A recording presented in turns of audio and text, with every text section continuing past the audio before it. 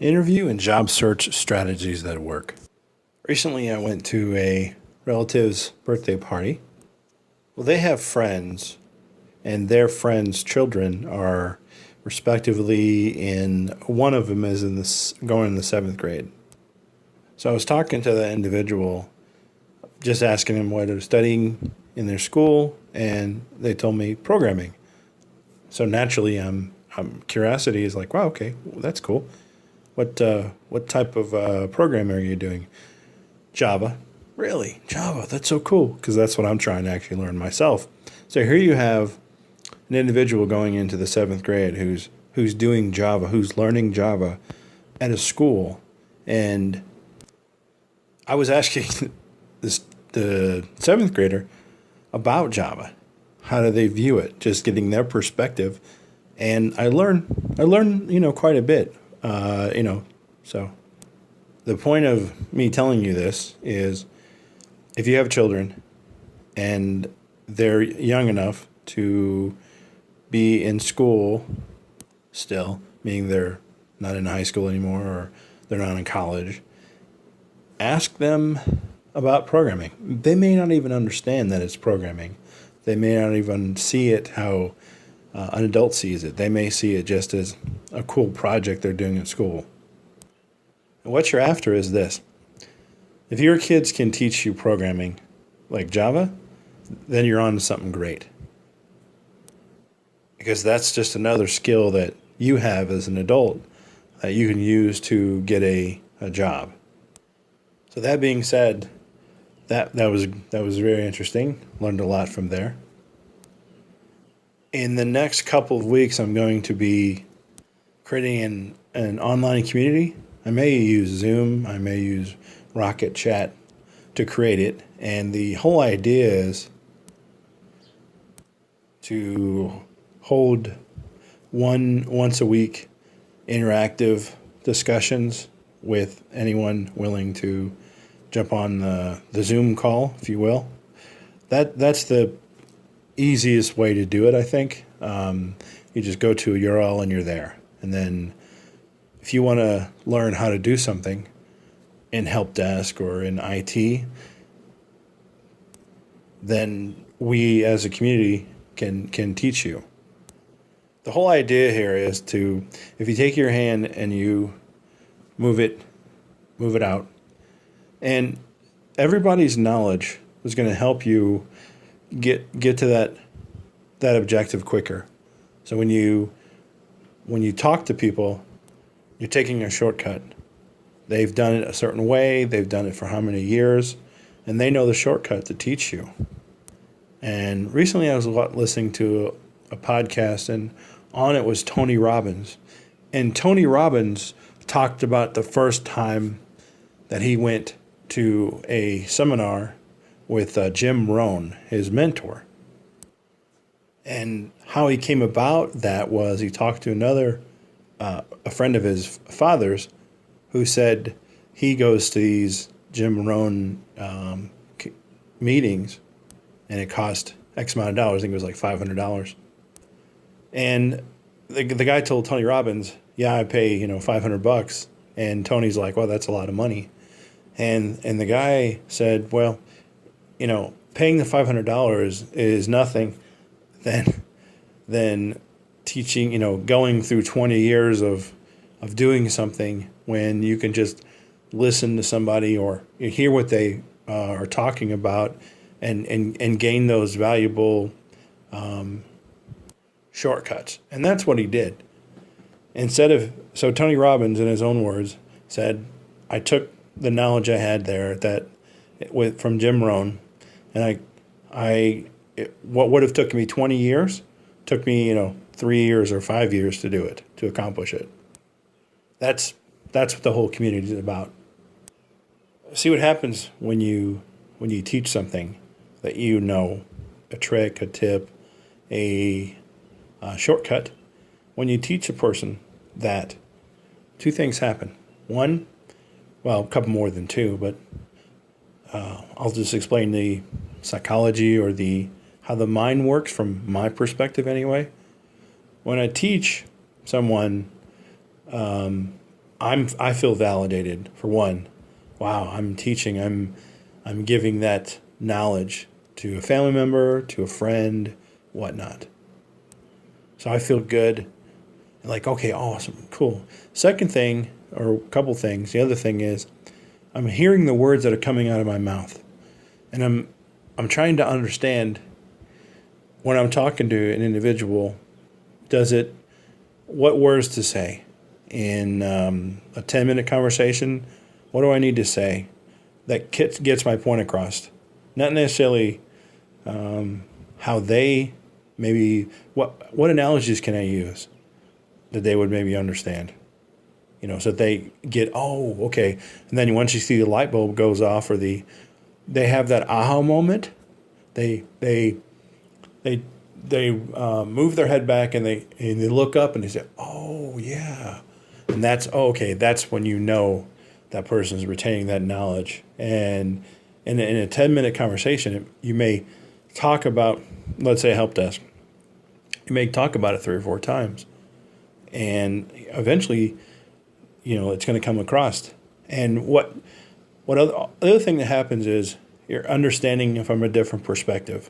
They're getting a help desk job, or they want to help. They want a job, and let's say they want a help desk. Maybe they don't know what they want, but they're just trying this whole help desk thing to get to another job in the future. And so by laying down the foundation for those skill sets, the help desk skill sets, it's going to transition. It's going to help them learn other things. So in your database of knowledge, when I teach people, I say, okay, well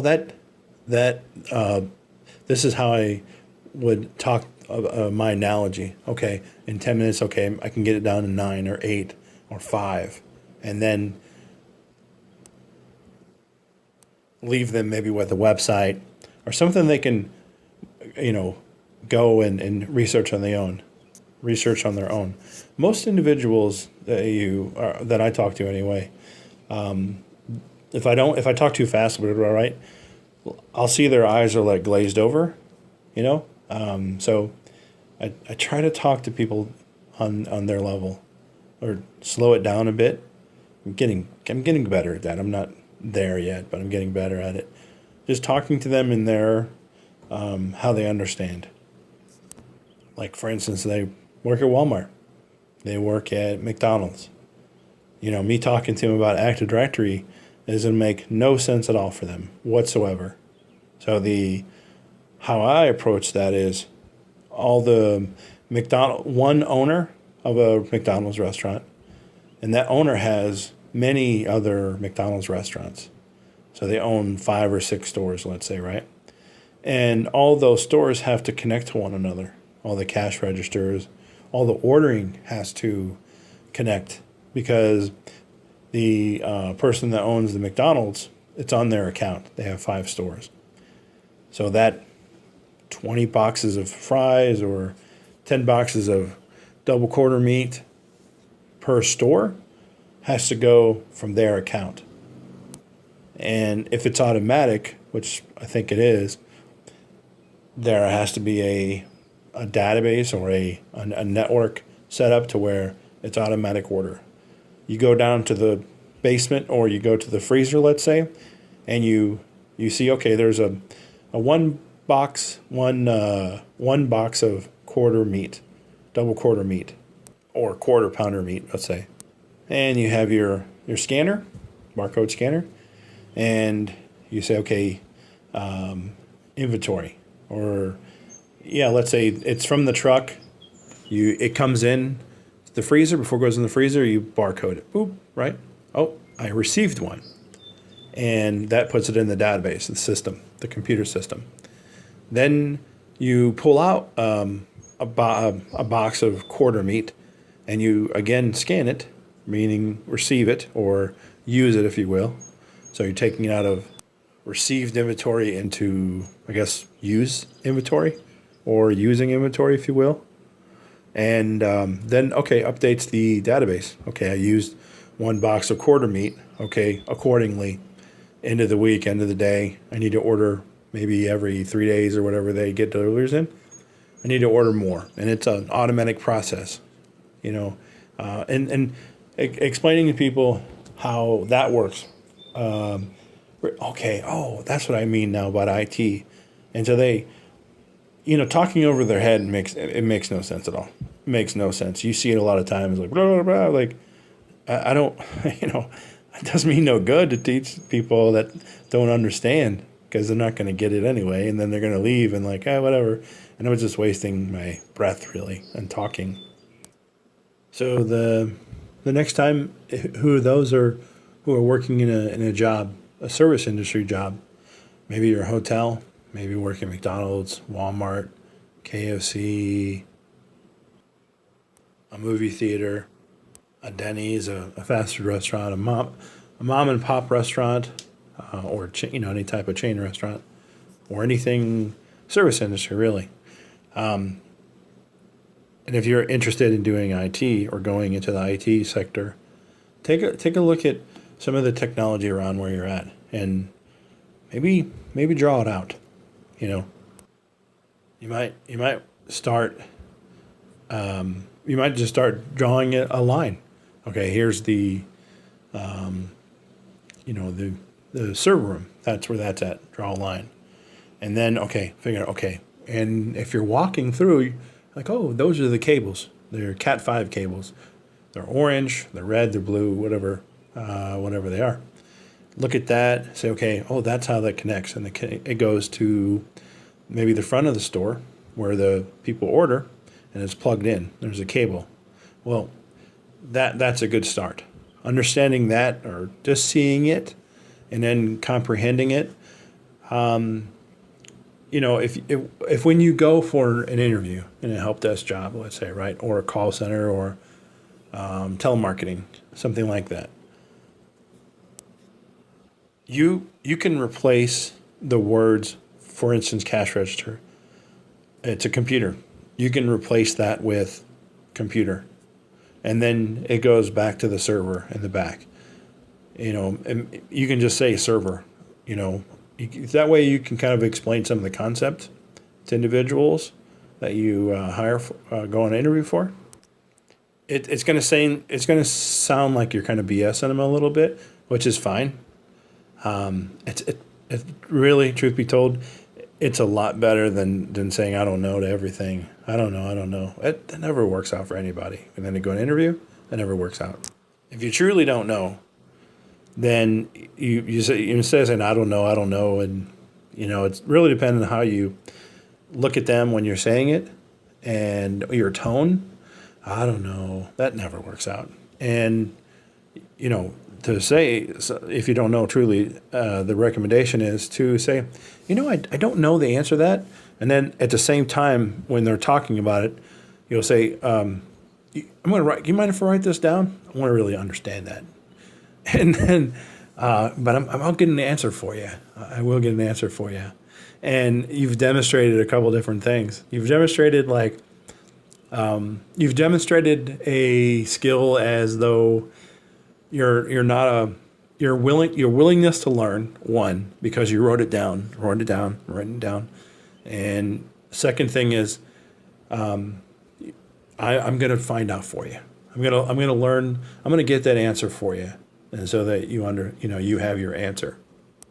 What that's telling an employer is this person is, they know they don't know.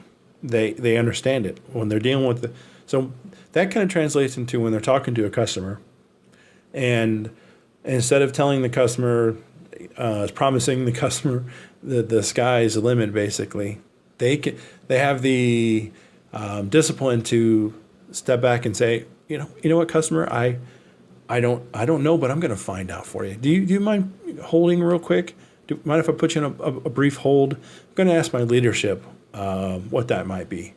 And that's how that translates, essentially. We're in working environment.